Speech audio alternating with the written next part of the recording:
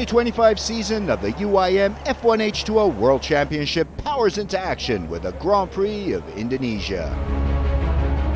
For the third consecutive year, the road to Sharjah begins in the breathtaking setting of Lake Toba in North Sumatra and the welcoming town of Balige. Lake Toba is more than just the stage for this season opener. It is the crown jewel of Sumatra, formed in the ancient caldera of a supervolcano that erupted some 70,000 years ago. Visitors to Lake Toba are treated to a blend of natural wonder and cultural richness. Warm, local hospitality, a countryside of rolling hills and rice paddies create a vivid picture of North Sumatra's heartland. Balige has become a hub of international water sport, having just hosted the UIM ABP Aquabike Endurance World Championship and the Aquabike World Pro Championship. Now it welcomes the season opener for F1 H2O with tens of thousands of spectators expected along its close-to-shore circuit. Action-packed weekend includes pole position qualifying, 2 sprint races, and the decisive Grand Prix showdown. Legends return, new talent rises, and bold team moves promise fireworks before the season has even begun. And for the lucky few, the thrill goes beyond spectating with a chance to ride in a custom-built 2-seater F1 H2O boat, an experience as unforgettable as the lake itself. Now let's meet some of the big contenders battling it out on the road to Sharjah. This year's championship kicks off with a stacked lineup of 10 teams and 20 drivers from across the globe.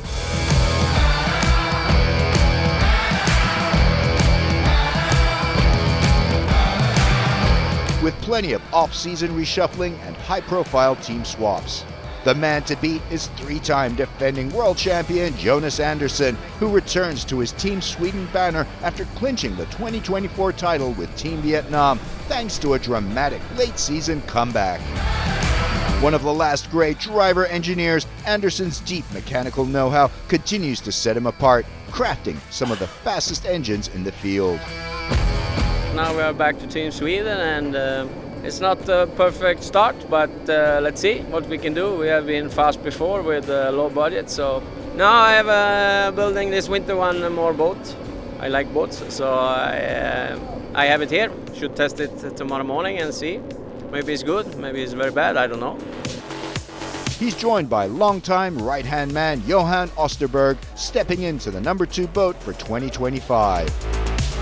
Rusty Wyatt stunned the field at Lake Toba last year with a last lap charge to win on his Sharjah team debut.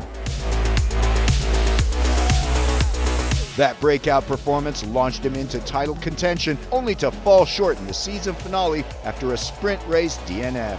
He returns in 2025 hungry for redemption and to prove he's championship material. It's nice not to have a black eye and a semi-concussion here coming into round 1, so very excited for sure coming back to Indonesia here. That's obviously where everything started, and got our first win here, our very first round as a rookie last year. So just looking to do the exact same thing and hopefully a little bit better. I know we were running third majority of that race. I'm hoping to qualify a little higher.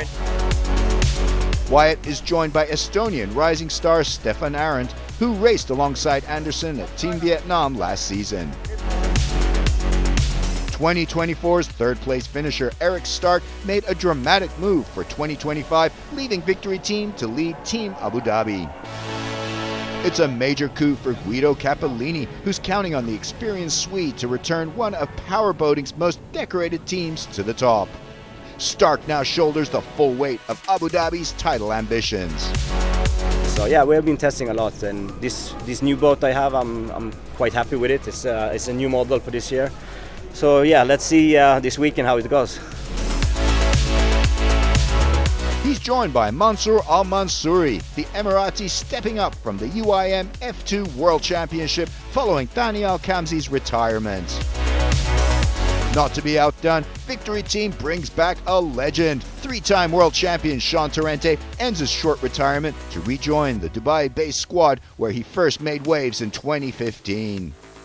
It's really cool to come back and see how much they've progressed and how much they've grown as a team inside and how on top of it they are. It's also cool to come back in a different place in my career. When I was there last time, I was really fighting hard to get my first World Championship. Now I come back, I have 3. So this time I'm here for obviously my team and to show the hard work they've done. I'm a 3-time World Champion, and for me, I know it's going to sound terrible, but that ain't enough. I want more. Torrente is joined by Alec Vekstrom, a rising force who's already clashed with Torrente on the water. Together, they're ready to reignite Victory's championship ambitions. So we've been testing together with the team quite a lot, gotten closer as a family and gotten better as a package. So I think we got what we need to win the championship. Peter Marin was one of 2024's standout performers, narrowly missing out on 3rd in the final driver's standings. The Frenchman has 7 career podiums, but is still chasing that elusive Grand Prix win. He's joined by Australian teammate Grant Trask, replacing the injured Brent Dillard as the China CTIC team targets improvement on last year's 3rd place in the team's championship. Bartek Marszalek returns to Stromoy Racing after a strong 2024 season, finishing 5th in the Drivers' Championship. The Polish ace claimed victory here in Indonesia in 2023, proving his ability to deliver under pressure. Norwegian veteran Marit Stromoy continues to lead the 4-stroke revolution, still the only one in the field. With 5 career podiums and a Grand Prix win to her name, she's steadily closing the gap and now threatens to topple the front-running 2-strokes. We're definitely here to make waves, and my goal is to bring it to the podium. The F1 Atlantic team returns with Portuguese founder Duarte Benavente, who again lines up alongside Great Britain's Ben Jelf. The Brit finished 9th in the 2024 Drivers' Championship, and he continues to rise through the ranks. I mean, this year I think we're in the best position we've ever been, really. Every time we come to Lake Toba, I've always had my best results so far, and it's always that benchmark race for me, really, so I'm really looking forward to it. 2-time world champion Sami Celio returns with a Red Devil SMC F1 team alongside Dutch teammate Ferdinand Zandbergen. The team introduced a radical new hull at last year's UAE finale and is hoping to make waves here in Lake Toba. Alberto Comparato returns with his family-run Comparato F1 team after an ill-fated stint at Team Abu Dhabi in early 2024. The Italian will aim to build on a single career podium. Damon Cohen makes his Grand Prix debut, stepping up from his longtime role as a lead mechanic in the paddock. Maverick Racing retains an unchanged driver lineup for the opening race at Lake Toba with the French duo of Cedric Deguine and Alexander Bourgeot. The tight, highly technical circuit on Lake Toba features 10 buoys, including 2 yellow right-handers. The conditions on this high-altitude volcanic lake present a host of unique challenges for drivers and teams. It is such a tough location, obviously, where the elevation is quite high. There's so many tight sections, but also 2 long straightaways, so you want a bigger propeller there, but it would never work in the short section, so you're really battling with your own self to try and find the happy medium. It's really about performance and understanding the altitude that we're at and the lack of air we have to get the right setup and propeller for the boat. That's always the key, but it's really important here because if you miss it by a little bit, it'll be the difference between pole and maybe not making the top 6.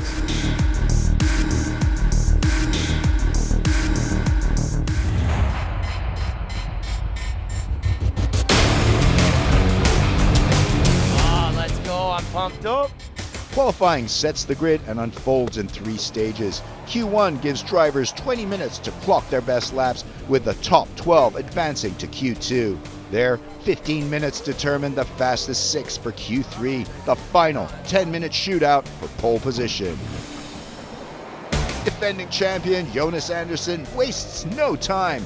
With a blistering 59.3 lap, he storms to P1. There's 2 poles today. A pole and then the pole of everybody. Oh man, I don't know. Unless something changes big time here, it's honestly like we're gonna push and do everything we can, but we're fighting for P2 at the moment. The rest of the field is. Jonas is really quick. So, though to his credit, he took the pain of blowing up engines and damaging and not finishing for a lot of years to get to where he is now. So good on him. He took a lot of short-term pain for a long-term gain. Behind him, victory teams Alec Bäckström and Sean Torrente go second and third. Eliminated are big names like 2023's Grand Prix winner Bartek Marszalek and Red Devil Racing Sami Celio and Ferdinand Zandbergen. Shock exits in Q1. 12 boats hit the water, but once again, it's Anderson who sets the pace with a 57.1. Marit Stromoy stunned the field, making Q3 with the only 4-stroke engine on the grid, pipping heavyweights like last year's 4th place finisher Peter Marin and Team Abu Dhabi's Eric Stark, who were both out. Got some engine problem, lack of powers. We need to find out what the problem is. Meanwhile, Alberto Comparato struggled with hardware issues and Stefan Arendt retired early, out of fuel. Also eliminated were Grant Trask of China's CTIC team and Damon Cohen of Comparato F1 team. Q3 and 6 boats left. Anderson strikes first with a time of 57.2, but he doesn't hold it for long. Victory teams Alec Bäckström and Sean Torrente and Team Charge's Rusty Wyatt all clock sub 57-second laps and push him down the order. Ben Jelf impresses with a clean, gutsy lap in provisional 5th. So unfortunately I wasn't quite planning to get this far, so I haven't put enough fuel in it. We got a lap in, I'm really happy, just proves to everyone, but what happened in Sharjah last year was no fluke. Marit Stromoy improves on her Q2 time but is unable to improve on provisional 6th. Rusty Wyatt, last year's Indonesia Grand Prix winner, gives it everything but only manages 4th. With just 2 minutes to go, Jonas Andersson drops a stunning 55.995 second lap and storms to the top. And so, Jonas Andersson stands tall and claims his 15th career pole. Victory teams Alec Bäckström gets P2, proving he's no understudy, and Torrente keeping himself in the fight in 3rd. Good job, old man. And it's worked fantastic, and the team have been working non-stop since we arrived here. We are on the top, so I'm really happy.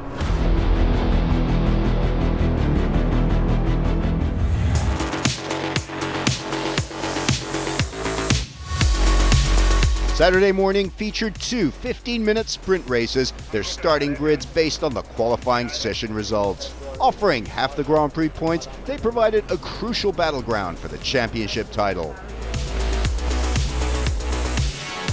The Indonesian Sports and Youth Minister Dito Aryotejo was in attendance and led the parade lap. Anderson had pole for sprint race 1, Rusty Wyatt P2, and F1 Atlantic teams Ben Jelf in P3, and the hard-charging Peter Marin in P4. The lights go out, the race is on. Jonas Andersson bolts off the pontoon, textbook start from the defending champion. Ben Jelf struggles off the line in the 3rd lane, and China CTIC's Peter Marin pulls ahead on his right. Anderson is already clear by the whole shot, with Rusty Wyatt trailing in 2nd. Behind them, Marin edges past Jelf around the 1st buoy, but the Brit has the inside line. And Jelf digs deep to hold on to P3. Charging through the field, Bartek Marszalek climbs from P8, slicing past the slow-starting Johan Osterberg and rookie Damon Cohen to slot into 6th. He closes in on Sharjah team Stefan Arendt, but the Estonian speeds off and fends the attack to hold P5. In the lead, Jonas Andersson has clear water and starts widening the gap back to Wyatt. Peter Marin stays tight on Ben Jelf's tail, probing for any mistakes from the Brit, but Jelf holds steady. Out front, Jonas Andersson is untouchable, blazing ahead with over a 10-second gap over Rusty Wyatt in 2nd. Andersson caps off a dominant day, leading from start to finish. Rusty Wyatt secures valuable championship points in 2nd. Ben Jelf holds his nerve and grabs a well-earned podium for F1 Atlantic. No, I'm very happy. To be honest, the practice this morning I didn't find a super good prop for the start, so I just took a chance today to try something for tomorrow, and yeah, it worked great. 10 boats line up for sprint race 2. Victory team dominates at the front, Bäckström in his first F1 career pole, and Sean Torrente P2. Marit Stromoy in 3rd, and Team Abu Dhabi's Eric Stark in P4. The flag drops and the blue victory boats fly off the pontoon.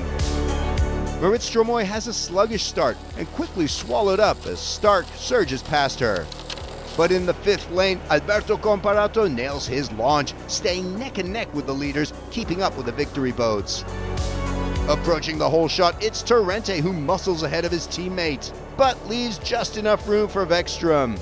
The young Finn recovers, finds a burst of speed, and defends the lead.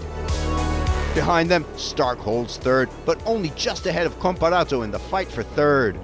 The battle for P1 is on. What a sight! The two victory boats thundering down the straight, neck and neck. Flat out into the turn, Torrente dives deep and makes it stick. He blasts around the outside and surges into the lead. What a move by the three-time world champion.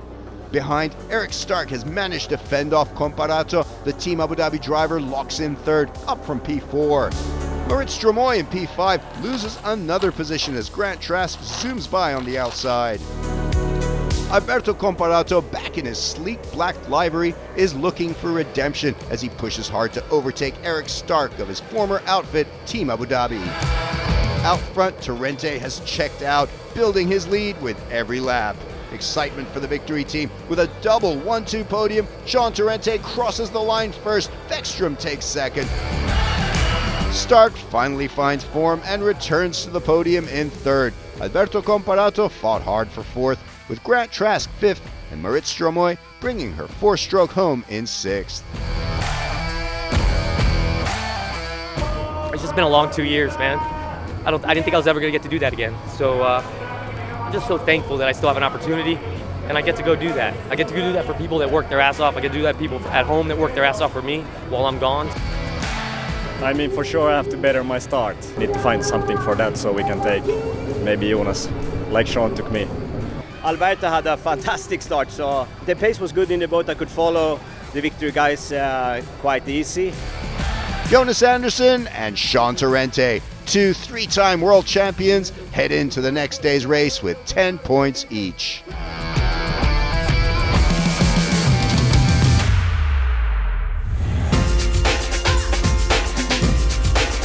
Amid the roar of engines, the Indonesian hosts brought heart and color to the weekend, treating riders and teams to vibrant cultural performances of traditional music and dance, followed by a warm, festive dinner. A true sense of togetherness on and off the water.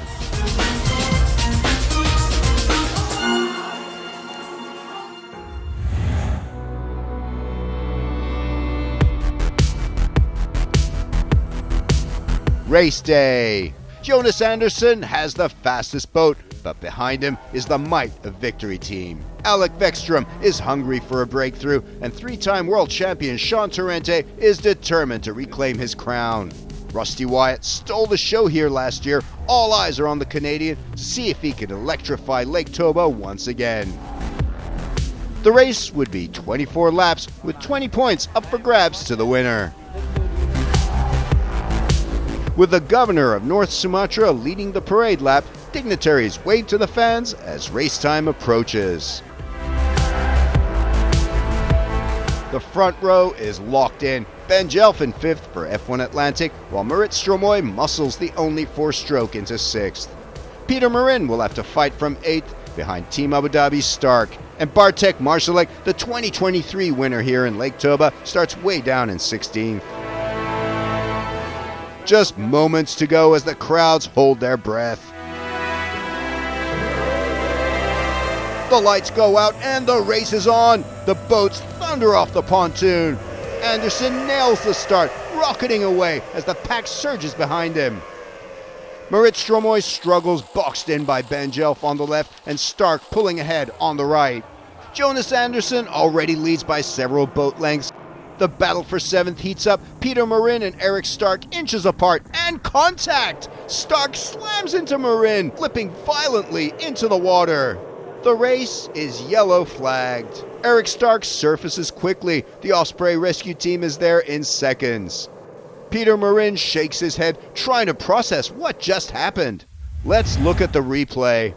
Peter Marin pulls ahead and turns across Eric Stark's bow. No room left to avoid the hits. The massive blowover sends both machines airborne.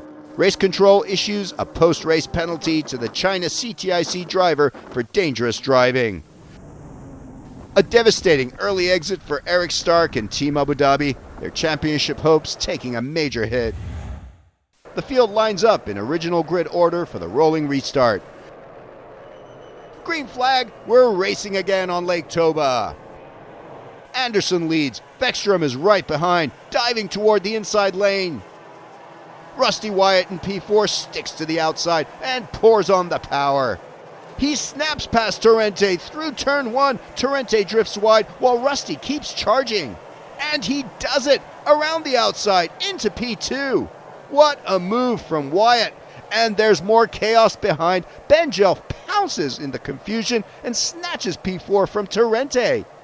But the 3-time world champion's troubles aren't over. Stefan Arendt attacks on his starboard side. But Torrente has the inside lane and defends P5.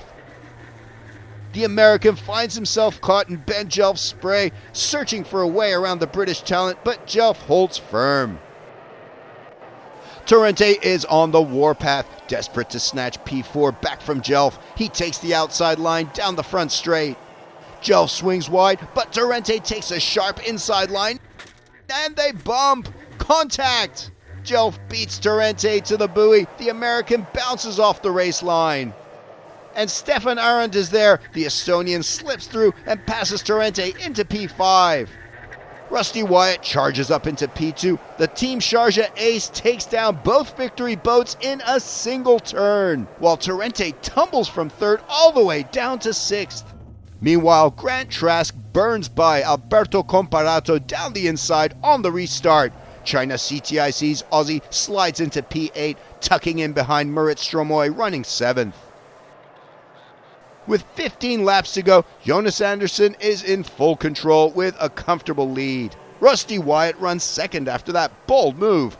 Victory's Alec Bäckström holds on to P3 with Ben Jelf chasing hard in 4th. Let's take another look at that restart.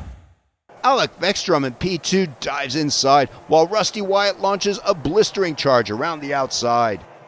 He turns left and sweeps past Torrente, narrowly missing the American. On the next lap, Torrente tries to snatch P4 from Jelf, lunging into the right-hander, trying to cut the corner, but Jelf is there. The two boats collide, Jelf holds firm and powers on, but Torrente is thrown off course and Arendt capitalizes, slipping past the 3-time champ and into P5. Team Sweden's Jonas Andersson continues to stretch his lead over Rusty Wyatt, now nearly 5 seconds clear. No real threats in sight except the reliability of that high-strung package. Further back, Grant Trask is carrying the load for China CTIC today, up to 8th from 11th after Marin's exit, and now piling pressure on Marit Stromoy. Just under 10 laps to go, and Jonas Andersson has the race in his grasp. But it isn't to last. He suddenly slows. Disaster for Team Sweden. From complete domination to catastrophe, a cruel blow to Andersson with the finish line in sight. The race is yellow flagged as his boat is towed off. I don't know, some electric part like last year. We were fast the whole weekend, but some electric shit broke. The field lines up for another restart with Rusty Wyatt now in P1. Green flag. Bäckström guns it on the outside, his last chance to take back what Wyatt stole earlier. But the Canadian is unshaken. Rusty Wyatt holds firm in P1 with just 5 laps to go. Behind them, Team Sharjah's Stefan Arendt launches an attack on Ben Jelf for 3rd, but the Brit defends brilliantly, determined not to let his first podium chance slip away. And further back, Torrente pulls over with mechanical issues, a heartbreaking start to his comeback season. The laps wind down, and Rusty Wyatt does it again. The Canadian takes a stunning victory on Lake Toba, his 2nd in as many years on these volcanic waters. Alec Bäckström delivers a mighty performance, P2 for Victory Team. And what a moment for Ben Jelf, clinching his first career podium in 3rd. But the day belongs to Canadian sensation Rusty Wyatt.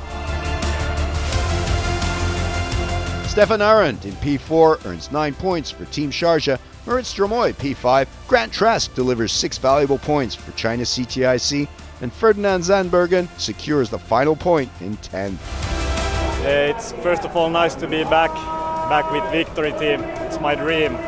Finally doing well also, and one mistake away from taking our first race win. It was close. Great job to Rusty. I don't know from where he came. Team Sharjah rockets to the top of the team standings, 10 points clear of rivals Victory Team. And F1 Atlantic sits in third overall, their best start to a season in years. I mean, the race was very difficult for sure. I mean, at the very start, I had Sean tussling with me. Unfortunately, we had a bit of a coming together, it seems, but so far I've just held my line. Then I see Jonas had dropped out. I was like, then now we're in P3. We're back again, baby. We started fourth last year and won it. We started fourth this year and won it again. So unbelievable. We made a couple of changes overnight that was just everything for us, and we got a couple of amazing starts and restarts, and amazing day for Sharjah, and love Lake Toba.